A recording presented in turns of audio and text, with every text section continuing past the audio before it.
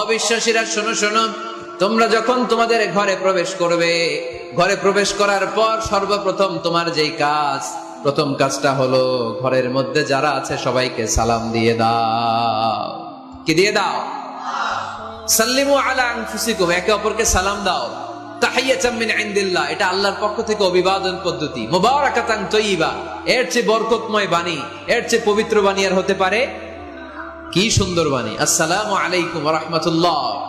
ইউরোপিয়ানরা বলে good morning, good evening, আছে না নাই? গুড মর্নিং মানে কি?